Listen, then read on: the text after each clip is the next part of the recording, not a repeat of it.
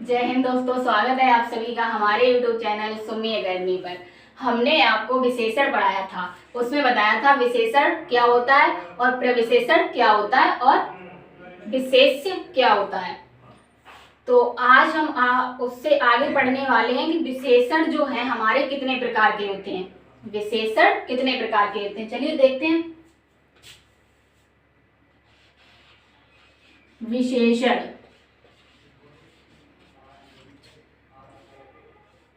विशेषण के प्रकार कितने होते हैं? 4। नंबर 1 संख्यावाचक विशेषण।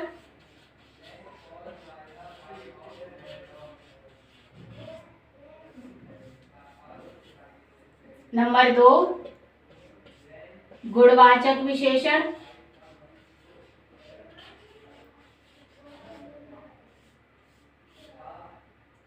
नंबर 3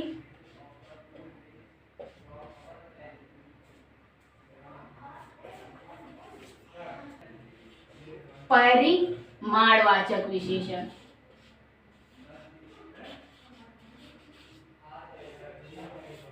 नंबर 4 सार्वनामिक विशेषण।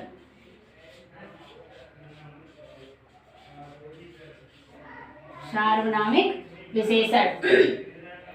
हमें ये 3 पढ़ने से पहले हमें ये संख्यावाचक पढ़ लेना चाहिए, क्योंकि ये संख्यावाचक विशेषण है वो अपने आप में एक बहुत ही बड़ा है। देखते हैं संख्यावाचक विशेषण कितने प्रकार का होता है। पहले उसे देखने से पहले हमें ये पता कर लेना चाहिए इसमें क्या आएगा। संख्यावाचक विशेषण आपको शब्द पढ़कर ही पता चल जाएगा कि इसमें किसका बोध होगा, हमारा संख्या। जहां पर हमारा संख्या का बोध हो, अर्थात हमारी इसमें क्या आएंगी, संख्याएं। इसे हमने कितने भागों में बांटा है? 2 भागों में। नंबर 1 निश्चित संख्यावाचक।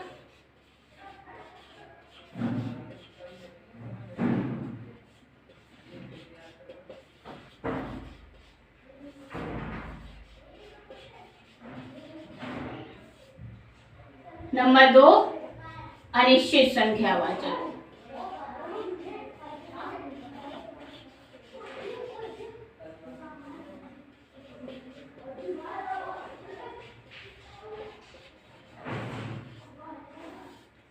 निश्चित संख्यावाचक किसे कहते हैं? निश्चित संख्यावाचक वो होता है जिसमें हमारी संख्याएं निश्चित होंगी। अर्थात जैसे हमने आपसे कहा कि हमने आज 4 लड़कों को पढ़ाया है, तो हमारे जो 4 लड़के हैं वो निश्चित हुए ना, निश्चित, तो वो हमारा किस में आ जाएगा? निश्चित संख्यावाचक के अंतर्गत। जैसे मैंने आज 4 लड़कों को पढ़ाया है। तो यहाँ पर जो आप 4 लड़के आए हैं, यहाँ पर हमारा संख्या आई है ना 4, अर्थात जहां पर हमारी संख्या आई वो हमारा क्या हो जाएगा? संख्यावाचक। तो हमने कहा कि हमने आज 4 लड़कों को पढ़ाया है, तो 4 लड़के संख्यावाचक हुए ना, निश्चित हुए ना।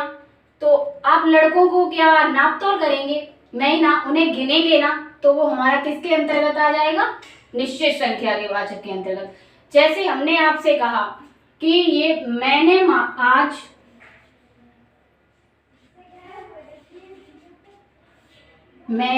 आज बाजार से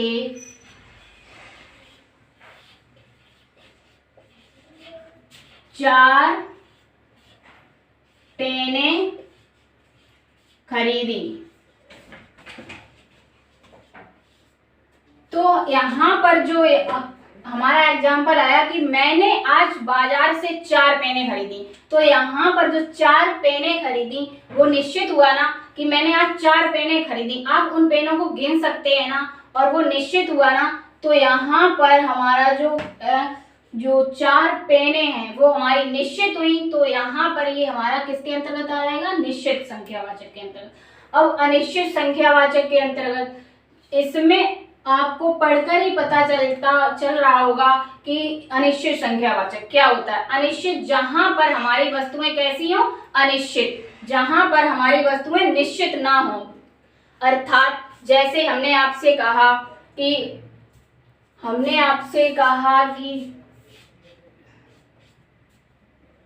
सभी लड़के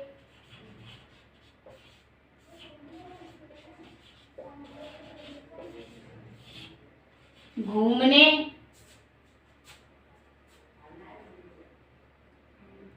सभी लड़के बाहर घूमने गए हैं। तो यहाँ पर जो सभी लड़के आए हैं, आप लड़कों को गिन तो सकते हो, मगर सभी कितने लड़के पता नहीं ना, आपको पता हो रहा है ना, यहाँ पर क्या क्लियर हो रहा है, नहीं ना। तो यहाँ पर कितने लड़के हैं, सभी, पता नहीं कितने लड़के घूमने गए हैं, हम क्लियर नहीं कर पा रहे हैं। तो यहाँ पर जो सभी लड़के घूमने गए हैं वो हमारा किसके अंतर्गत आएगा, अनिश्चित संख्यावाचक के अंतर्गत। जैसे हमने आपसे कहा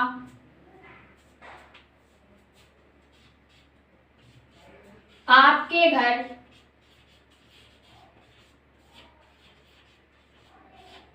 कुछ लोग आए हैं। तो यहाँ पर कुछ लोग तो आए हैं, पता चल रहा है, पर यहाँ कितने लोग आए हैं नहीं पता चला ना, आप क्लियर नहीं कर पा रहे हैं ना कितने लोग आए हैं, पर लोग तो आए हैं, मगर हम उन्हें गिनेंगे तो हमें ये पता चल जाएगा कि हमारे कितने हैं। तो यहाँ पर जो कुछ शब्द है वो किसके अंतर्गत आ जाएगा, अनिश्चित संख्यावाचक के अंतर्गत। आप लोगों को गिन सकते हैं, जब आप उन्हें सामने देखेंगे तब गिन सकते हैं ना, लेकिन आपसे किसी ने दूसरे ने आकर कहा है कि आपके घर कुछ लोग आए हैं, तो आपको अभी कुछ पता नहीं है, तो आप यहाँ पर जो हमारा कुछ लोग हैं वो किसके अंतर्गत आ जाएंगे, अनिश्चित संख्यावाचक के अंतर्गत। और यहाँ पर जो हमारा निश्चित संख्यावाचक है, इसे कितने भागों में, हमारा इस अनिश्चित संख्यावाचक को 4 भागों में 6 भागों में बांट लिया है। जैसे चलिए देखते हैं, निश्चित संख्यावाचक हमारे निश्चित संख्यावाचक के अंतर्गत कुछ प्रकार रखे गए हैं। संख्यावाचक में भी हमारे कुछ प्रकार होते हैं। जैसे निश्चित संख्यावाचक में हमारे कितने प्रकार होते हैं, निश्चित संख्यावाचक हमारा 6 प्रकार का होता है। उस देखते हैं, नंबर 1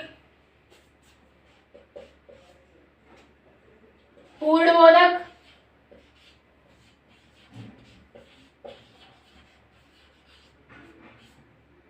नंबर 2 अपूर्णबोधक,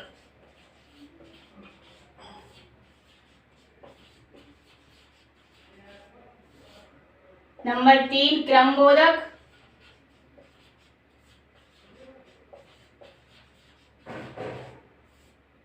नंबर 4 आवृत्तिबोधक,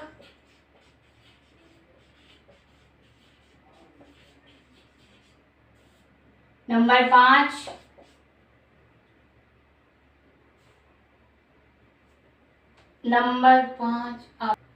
समुदाय बोधक,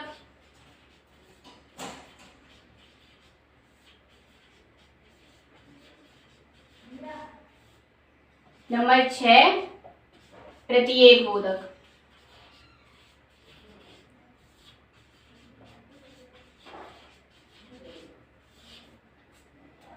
अब यहाँ पर हमारा पहला हो गया पूर्ण बोधक। पूर्ण बोधक आपको पढ़कर ही समझ आ रहा होगा। पूर्ण बोधक जहां पर हमारी संख्याएं कैसी होंगी, पूर्ण, अर्थात पूरी होंगी, वहां पर हमारा कौन सा हो जाएगा, पूर्ण बोधक। जैसे हमने कहा, अभी आपको नहीं समझ आया ना कि पूर्ण बोधक क्या क्या संख्याएं कैसी पूर्ण होंगी, जब आपको कोई एग्जाम्पल दिया जाएगा तो आपको समझ आ जाएगा। जैसे हमने कहा एक लड़का स्कूल जा रहा है, तो यहाँ पर जो एक लड़का शब्द आया आप उसे गिन सकते हैं ना। तो यहाँ पर एक लड़का अर्थात वो आधा तो नहीं है ना, पूरा है ना, तो वो कैसा हो जाएगा, पूर्णबोधक। किसके अंतर्गत आ जाएगा, पूर्णबोधक। नंबर 1, एक लड़का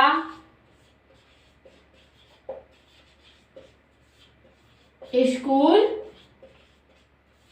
जा रहा है।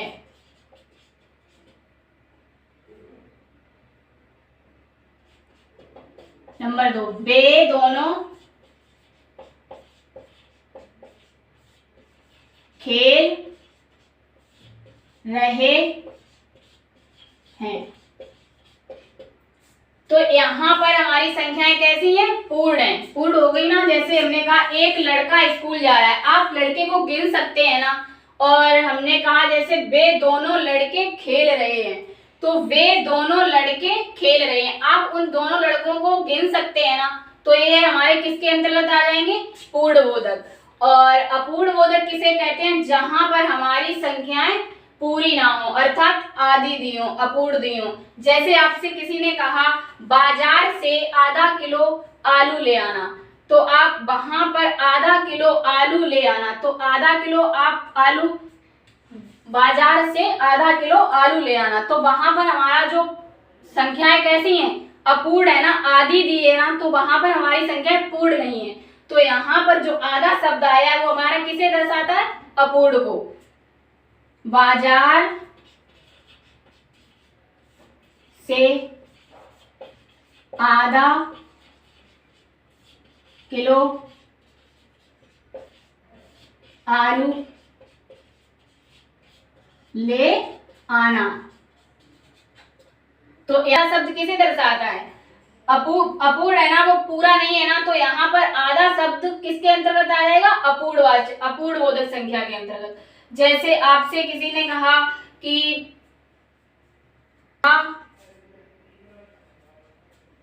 आपसे किसी ने कहा 1.25 किलो लड्डू लेकर मंदिर में चढ़ा देना, तो यहाँ पर हमारा जो सवा शब्द आया वो कैसा है ना, कैसा है, अपूर्ण है ना, सवा शब्द पूरा नहीं है ना। तो यहाँ पर जो जैसे सवा, बाजार जाकर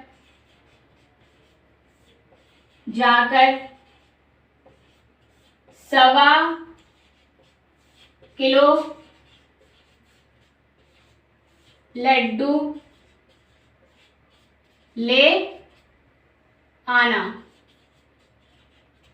तो यहाँ पर 1.25 किलो हमारा कैसा हो जाएगा, अपूर्ण हो जाएगा। तो ये हमारा किसके अंतर्गत आ जाएगा, अपूर्णबोधक के अंतर्गत। और हमारा दूसरा हो जाता है क्रमबोधक। कौन सा हो जाता है, क्रमबोधक। क्रमबोधक के अंतर्गत कौन सी चीजें आती है, जैसे आपसे किसी ने कहा क्रमबोधक मतलब यहाँ पर संख्याएं कैसी होंगी, क्रम में। आपसे किसी ने कहा कि क्रम से खड़े हो जाओ, तो क्या आप ऐसे कहेंगे, चलो क्रम से खड़े हो जाओ, 1, 2.5, 3.5, ऐसे कहोगे नहीं ना, आप ऐसे कहोगे 1, 2, 3, पहला नंबर, दूसरा नंबर, तीसरा नंबर। तो यहाँ पर जो ऐसे शब्द आए क्रम से, अर्थात क्रम से संख्याएं आए, वहां पर हमारा क्या हो जाएगा, क्रमबोधक। तो यहाँ पर कैसे आएगा, जैसे कि आपसे किसी ने कह दिया कि जो वो पहली और दूसरी लड़की खड़ी है वो हमारी बहनें हैं, तो यहाँ पर पहला और दूसरा उनका क्रम दर्शा रहा है ना, तो वो किसके अंतर्गत आ जाएगा, क्रम बोधक के अंतर्गत। जैसे पहली और दूसरी लड़की मेरी बहनें हैं। तो यहाँ पर जो पहला और दूसरा शब्द आया है वो कैसे है, क्रम से आया है ना। यहाँ पर जो पहला और दूसरा किसे दर्शा रहा है, क्रम को दर्शा रहा है ना। आप किसी को बताएंगे कि वह पहली और दूसरी लड़की मेरी बहन है, तो आप इसी तरीके से बताएंगे, ना कि इस तरीके से कि वह पहली और 2.5 ऐसे बताएंगे क्या, नहीं ना। आप इसी तरीके से समझाएंगे ना कि वह जो पहली और दूसरी लड़की खड़ी है वह मेरी बहनें हैं, ऐसे बताएंगे ना। तो इस तरह से संख्याएं जिसके अंतर्गत आएंगी वो किसके अंतर्गत आ जाएंगी, क्रमबोधक के अंतर्गत। और हमारा दूसरा हो जाता है आवृत्ति बोधक। आवृत्ति बोधक, आवृत्ति बोधक किसी चीज में आवृत्ति होगी, अर्थात आवृत्ति का मतलब होता है बढ़ना। नहीं समझ आया होगा ना कि बढ़ना किस तरह से बढ़ना। चलो, हमने आपसे आपसे किसी ने पैसे मांगे तो आप कहेंगे कि हाँ मैं तुझे पैसे दे दूंगा, लेकिन तू जब मुझे मेरे पैसे का 10 गुना वापस देगा या 4 गुना वापस देगा। तो यहाँ पर हमारी कैसी संख्या आएंगी? गुना में। किस तरह से आएंगी? गुना में। तो यहाँ पर हमारी संख्याएं वो होंगी, वो किस तरह से होंगी? गुना में। जैसे हमने कहा कि मुझे मेरे धन का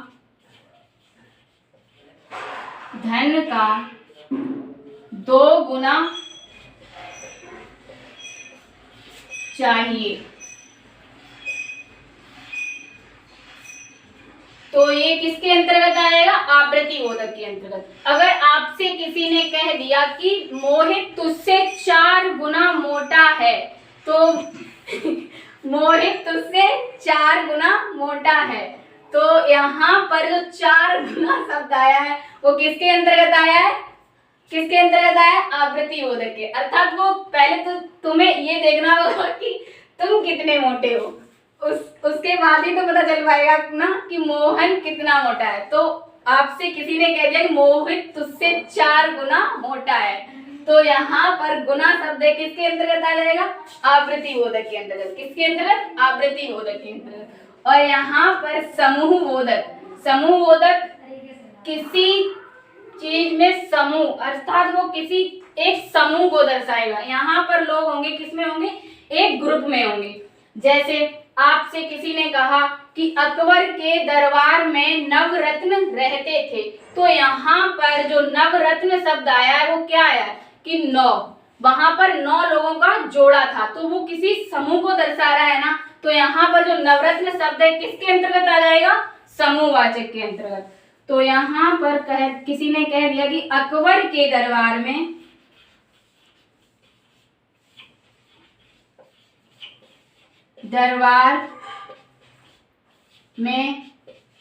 नवरत्न रहते थे, तो यहाँ पर जो नवरत्न शब्द है वो वहां 9 लोगों के लिए आया है। नव मीन्स 9, तो वहां पर वो 9 लोगों का एक समूह हुआ ना, तो वो एक समूह को दर्शा रहा है ना, तो वो किसके अंतर्गत आ जाएगा? समूह बोधक के अंतर्गत। जैसे आपसे किसी ने कहा कि बाजार से जाकर 1 दर्जन केले ले आना, तो वहां पर जो 1 दर्जन है वो 1 दर्जन 12 होता है, 12 लोगों का होता है ना, तो वहां पर वो दर्जन शब्द है एक समूह को दर्शा रहा है ना, तो किसके अंतर्गत आएगा? समूह बोधक के अंतर्गत।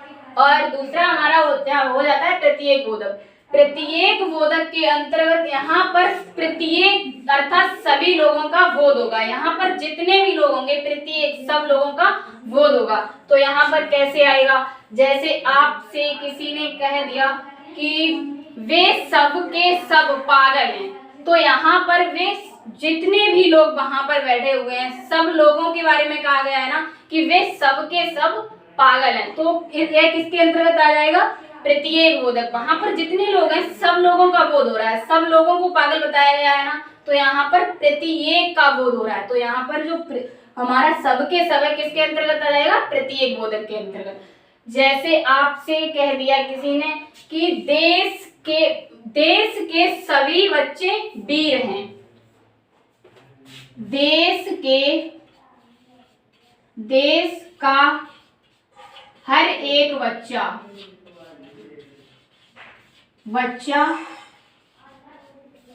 वीर है,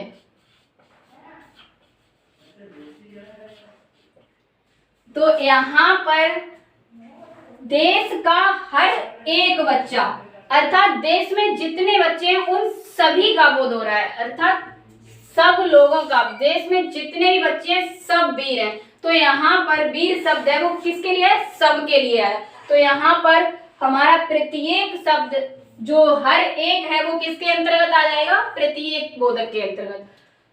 किसके अंतर्गत आ जाएगा? प्रत्येक बोधक के अंतर्गत। तो आप समझ गए होंगे कि हमारा पूर्ण बोधक क्या होता है? जहां पर संख्याएं पूर्ण हो, और अपूर्ण बोधक जहां पर हमारी संख्याएं अपूर्ण ना हो, जैसे 1.25, 2.5 इस तरह से शब्द आ जाए, वो हमारे अपूर्ण बोधक के अंतर्गत। और क्रम बोधक, यहाँ पर हमारी संख्याएं क्रम में होंगी, जैसे 1 2 4 5 6 7 इस तरह से क्रम में आएंगी। और आवृत्ति बोधक, आवृत्ति मीन्स किसी चीज का बढ़ना होता है, आवृत्ति मीन्स बढ़ना। तो यहाँ पर हमारा जो कुछ भी चीज हमारी होगी वो बढ़कर दी जाएगी, गुना में दी जाएगी। तो यहाँ पर हमारी चीजें किस में आएंगी? गुना में, उसके वो हमारा आवृत्ति बोधक के अंतर्गत आ जाएगा। और समुदाय बोधक, यहाँ पर लोग समूह में होंगे, वो हमारा समुदाय बोधक के अंतर्गत आ जाएगा। और प्रत्येक बोधक, जहाँ सभी लोगों का बोध हो, अर्थात प्रत्येक का बोध हो, वो हमारा किसके अंतर्गत आ जाएगा? प्रत्येक बोधक के अंतर्गत। तो आप समझ गए होंगे कि विशेषण क्या होता है। आज के लिए इतना ही, इससे आगे देखते हैं कल।